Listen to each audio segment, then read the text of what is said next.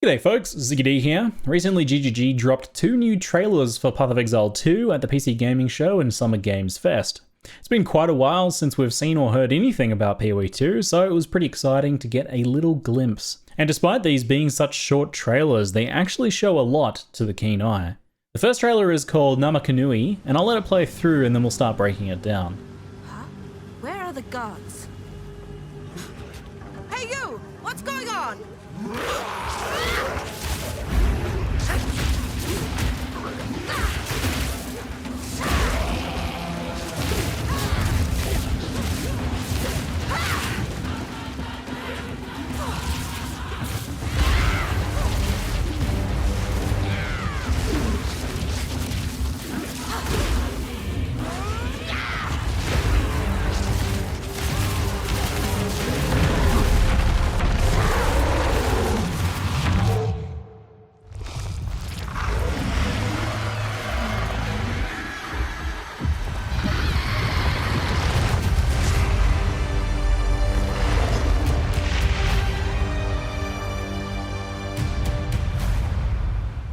Quite the epic trailer, and an especially creepy monster in that Path of Exile logo at the end. It's truly quite alien looking, and I'd definitely be open to speculation on otherworldly invaders playing a role here, and there has been some hints towards that effect as the future of Path of Exile's story. Now the first thing that stood out to me is that this is a pretty dark environment, way darker than current Twilight Strand. But the moonlight casting shadows and filtering through the trees looks quite awesome. The firelight coming out of the buildings also looks great, so it definitely seems like we're getting a bit of a step up in lighting with Path of Exile 2, which is unsurprising. I am a little concerned that it might be a little bit hard to see at times if we're going this dark with zones. I often personally struggle with games that get too dark at nighttime or in interior areas. The enemies in this area do glow, which helps a lot though. I just hope that GGG pays careful attention to any time that they make an area this dark, that they do have some nice sources of ambient lighting to help with that, especially in areas where there's going to be any sorts of combat. Now the next thing I want to point out is the character's dialogue. Huh? Where are the guards?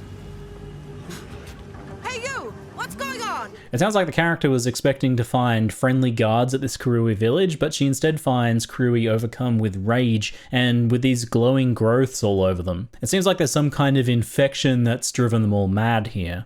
The other thing that I want to note about the dialogue is that she actually addresses one of the locals and asks them what's going on. Now this might not seem like much, but it kind of grounds the character as being present and connected to the world. They know about this area and they care what's going on and are seeking answers.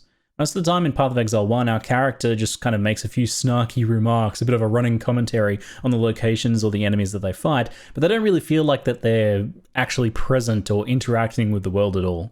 I wonder if this shows that GGG is upgrading their on-the-run storytelling a bit, which I'm a big fan of this if so. The best way I think to tell stories in action RPGs is as you do things and explore, and inserting the character into the world a bit more deeply could really help with that. So let's talk about that character. We know that Path of Exile 2 is set 20 years later, featuring canonically new player characters. However, in the original PoE 2 trailers, we saw the same classes as before, and very similar character models overall, just updated.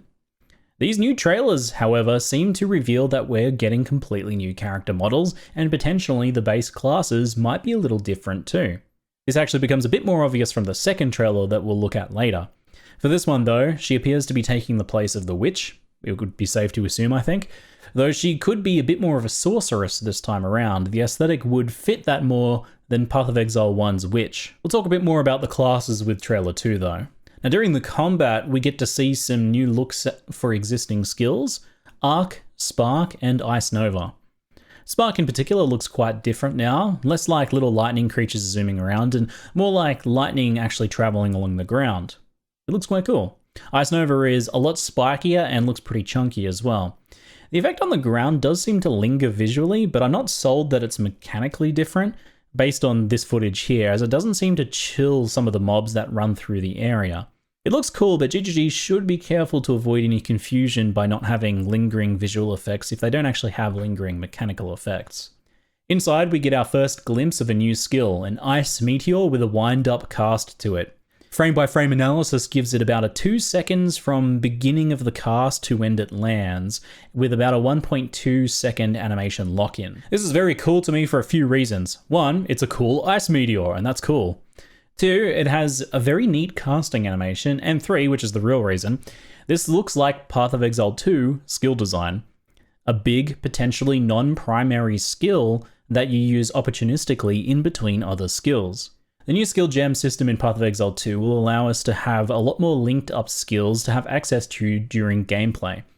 So this opens up design space for GGG to make skills that are useful but potentially not primary skills. That can look like Vaal skills, cooldown damage dealers, or powerful skills like this that are dangerous to cast unless you have a nice opening. This is probably the most exciting part of the trailer for me because it represents a nice glimpse towards one of my biggest hopes for Path of Exile 2, improvement in the moment-to-moment gameplay. I'm really hoping to see more tactical combat that features a better variety of damage dealing and utility skills, and a bit less right-click spam. I think this meteor definitely hints in that direction. I'm very excited to see it. Some of the cute little things that we see, and it's in both trailers, is a little dodge roll. It's hard to say whether this is a new core game feature or if it's a low-level movement skill gem. It's certainly been getting increasingly popular to add dodge rolls as base functionality in action RPGs, and I'm personally a fan, but I know some people are divided on it.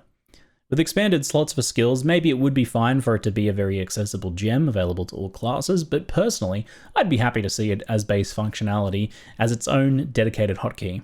Finally, rounding off this trailer, we get to see a boss making quite an explosive entrance. They recently gave Brutus a new environment-destroying entrance, but this one is much, much more impressive. Look at the beams and wood splinters exploding outwards, and notice how they even seem to settle and remain on the ground afterwards. Very impressive, and I don't think we've seen much like it in Path of Exile's engine before. Alright, so now let's take a look at the second trailer, which is called Aggorat. I think it's an even more interesting trailer overall. If Adziri could see this now. Ugh, disgusting. Foul creatures!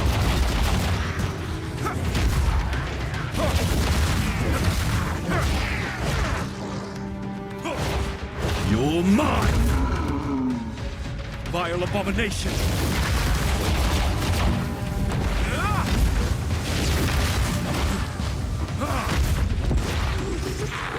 The stench, it's getting worse.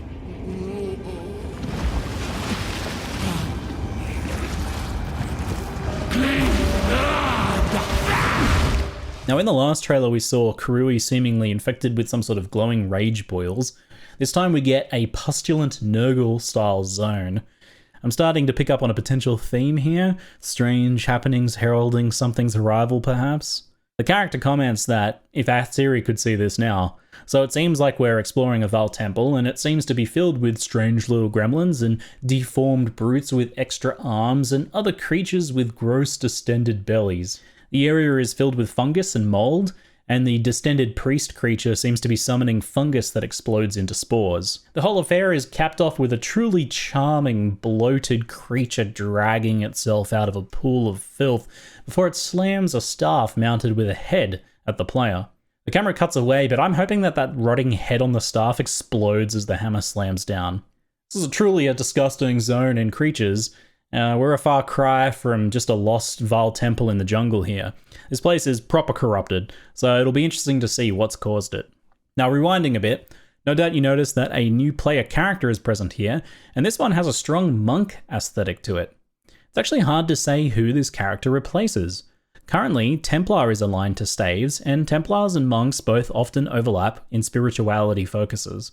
That said, the duelist is all about martial perfection, and monks are often flavoured that way as well. This could even be a replacement for the Shadow, since Dexterity Intelligence is a good fit for more magical monks, which is what this seems to be. It's really tough to call, but I'm leaning towards this new monk-style character being the Shadow replacement. That does, however, mean that Staves, role, and passive tree support would likely be expanding either way, which I'm super on board with. And that brings us to the next detail. This guy actually uses a staff. I mean actually uses it, even changing their grip on it for different attacks and also incorporating kicks and punches as well. This trailer seems to have all new skills in it, but more than that, it looks like a huge leap forward for melee combat in general. It looks a lot more fluid and mobile, which I'm very excited for. Outside of Cyclone and a couple gimmicky exceptions, most melee skills in Path of Exile are very static. Your character plants their feet and you do a whack. Melee combat, from swordsmanship to mixed martial arts or indeed staff use, always involves a lot of movement, with footwork being fundamental. Nearly every attack here incorporates movement. This first attack is a lock-in combo that travels forwards as it slashes around in circles. It looks super satisfying, and this sort of thing can be used to attack enemies while you avoid their attacks. That already is much more dynamic gameplay. Now, despite wielding a staff, the monk does a punch here that seems to be part of another skill. That punch seems to grab a charge off of the head of a marked enemy that is then spent to do a follow-up lightning slam, which includes a short leap forwards. Seamlessly following that up is a backflip with an ice swipe that sends icicles along the ground, and then followed up with a series of wind slashes. Note that between the punch and the slam, there is a small dodge roll as well, like we saw in the last trailer. It's used to reposition. It's insane how much better this looks than current PoE melee combat. It's like a generational leap forwards. On the next enemy, we see another important detail. It's marked after being attacked, and then that punch skill from earlier actually teleports the player to the marked enemy to steal that enemy charge, which makes that skill look a lot more fun to use. The enemy dies from the punch, but the charge orbits the player and is spent to unleash another lightning slam on the next pack. This time, the ice follow-up skill is not used. That means the ice slash backflip is probably a different skill, despite the fact that it seemed to weave in so seamlessly with the lightning slam. I'm guessing those charges are generated on hitting enemies if you have the lightning slam slash punch hybrid skill active on your skill bar. This is definitely much more interesting moment-to-moment gameplay and way more mobile and fluid melee combat that's on display in this trailer. I didn't expect melee to be the thing blowing me away here, but here we are with Path of Exile actually looking a bit like a martial arts action game. These are such small trailers, but even still, they showed a lot of little details that Path of Exile players can get excited about. After so long since we saw it last, it was hard to say how much PoE 2 is going to be improved since ExileCon 1. But these little trailers are looking extremely promising. I look forward to seeing what we get to see more of at ExileCon. Anyway, I hope you enjoyed the analysis. Did I miss anything that you noticed? Let me know in the comments. That's it for now. I'm Ziggy D, and thanks for watching.